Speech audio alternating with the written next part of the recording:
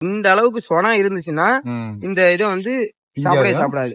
ஆடு மாடு நல்லா சாப்பிடணும்னா முதல்ல சொனா கம்மியா இருக்கணும். 3-4 இது இருக்கு இது நல்லா சாப்பிடறதுக்கு.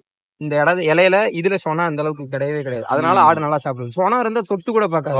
இன்னொரு விஷயம் தண்டு இருக்குல்ல, தண்டு நல்லா எப்படி நல்லா தண்ணி மாதிரி இதா இருக்கா, தண்டை கொடுங்க. இது எப்படி சாப்பிடுது?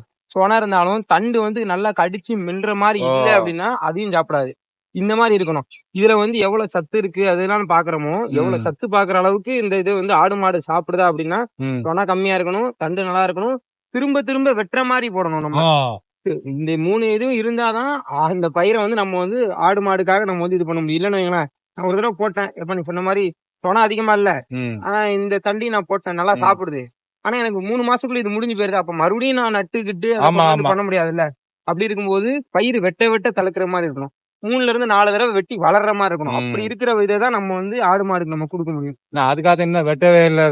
அதான் இன்னும் கொஞ்சம் தலைஞ்சு கிளை இப்போ இதெல்லாம் குட்டி குட்டியா இருக்கு, கணு விடட்டும். நல்லா கணு அந்த கரும்பு சைஸ் இருக்கு பாத்தீங்களா, அந்த சைஸ்ல வந்ததுக்கு அப்புறம் நீங்க வெட்ட ஆரம்பிச்சீங்கன்னா நல்லா இருக்கும். அதுதான் கை வைக்கல போனா 3-4 தடவை மொத்தமா என்னன்னு இப்ப இது ஃபுல்லா காடு மாதிரி கரும்பு வளர்ந்த மாதிரி வளர்ந்துரும். அதுக்கப்புறம் கொஞ்சம் கொஞ்சமா நீங்க அறுத்து எடுத்துக்கலாம்.